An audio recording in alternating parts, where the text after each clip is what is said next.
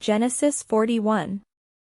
After 2 whole years, Pharaoh dreamed that he was standing by the Nile, and there came up out of the Nile 7 sleek and fat cows, and they grazed in the reed grass.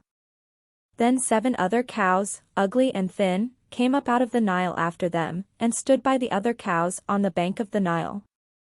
The ugly and thin cows ate up the 7 sleek and fat cows. And Pharaoh awoke. Then he fell asleep and dreamed a second time. 7 ears of grain, plump and good, were growing on one stalk. Then 7 ears, thin and blighted by the east wind, sprouted after them. The thin ears swallowed up the 7 plump and full ears. Pharaoh awoke, and it was a dream. In the morning his spirit was troubled, so he sent and called for all the magicians of Egypt and all its wise men. Pharaoh told them his dreams, but there was no one who could interpret them to Pharaoh. Then the chief cupbearer said to the Pharaoh, I remember my faults today.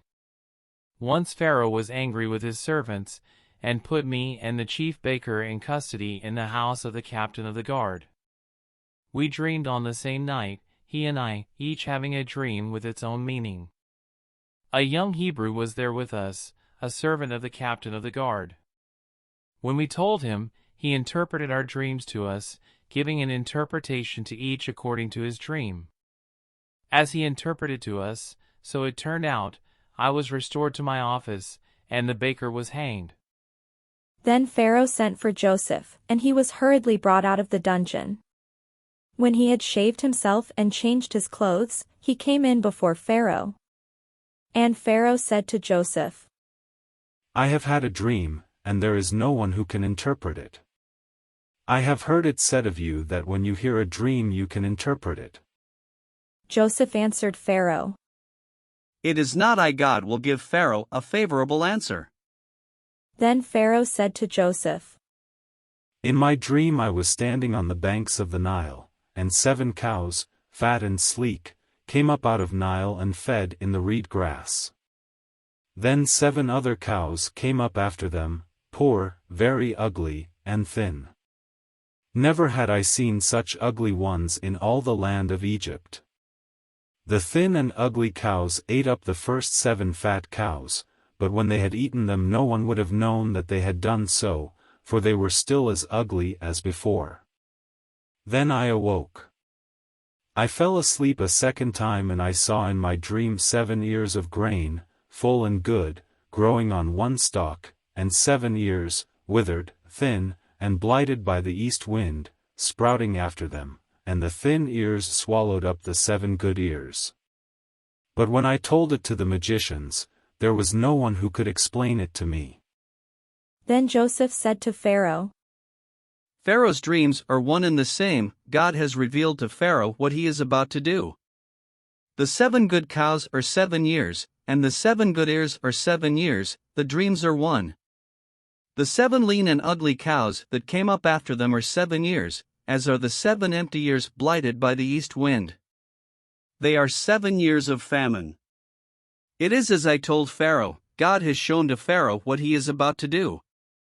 There will come 7 years of great plenty throughout all the land of Egypt. After them there will arise 7 years of famine, and all the plenty will be forgotten in the land of Egypt. The famine will consume the land. The plenty will no longer be known in the land because of the famine that will follow, for it will be very grievous. And the doubling of Pharaoh's dream means that the thing is fixed by God, and God will shortly bring it about. Now therefore let Pharaoh select a man who is discerning and wise, and set him over the land of Egypt. Let Pharaoh proceed to appoint overseers over the land, and take 1/5 of the produce of the land of Egypt during the 7 plenteous years. Let them gather all the food of these good years that are coming, and lay up grain under the authority of Pharaoh for food in the cities, and let them keep it. The food shall be a reserve for the land against the 7 years of famine that are to befall the land of Egypt, so that the land may not perish through the famine. The proposal pleased Pharaoh and all his servants. Pharaoh said to his servants, Can we find anyone else like this, one in whom is the Spirit of God? So Pharaoh said to Joseph, Since God has shown you all this, there is no one so discerning and wise as you.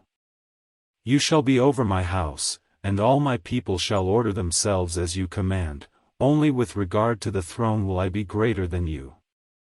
And Pharaoh said to Joseph, See, I have set you over all the land of Egypt.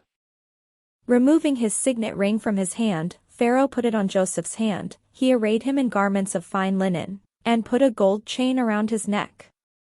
He had him ride in the chariot of his second in command, and they cried out in front of him, Bow the knee.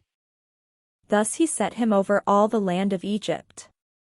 Moreover Pharaoh said to Joseph, I am Pharaoh, and without your consent no one shall lift up hand or foot in all the land of Egypt. Pharaoh gave Joseph the name Zaphenath-Paneah, and he gave him Asenath daughter of Potipharah, priest of On, as his wife. Thus Joseph gained authority over the land of Egypt. Joseph was 30 years old when he entered the service of Pharaoh king of Egypt. And Joseph went out from the presence of Pharaoh, and went through all the land of Egypt. During the 7 plenteous years the earth produced abundantly. He gathered up all the food of the 7 years when there was plenty in the land of Egypt, and stored up food in the cities. He stored up in every city the food from the fields around it. So Joseph stored up grain in such abundance, like the sand of the sea, that he stopped measuring it. It was beyond measure. Before the years of famine came, Joseph had 2 sons, whom Asenath daughter of Potipharah, priest of On, bore to him. Joseph named the firstborn Manasseh. For He said, God has made me forget all hardship and all my father's house. The second he named Ephraim. For God has made me fruitful in the land of my misfortunes. The 7 years of plenty that prevailed in the land of Egypt came to an end, and the 7 years of famine began to come, just as Joseph had said. There was famine in every country, but throughout the land of Egypt there was bread. When all the land of Egypt was famished, the people cried to Pharaoh for bread. Pharaoh said to all the Egyptians, Go to Joseph, what he says to you, do.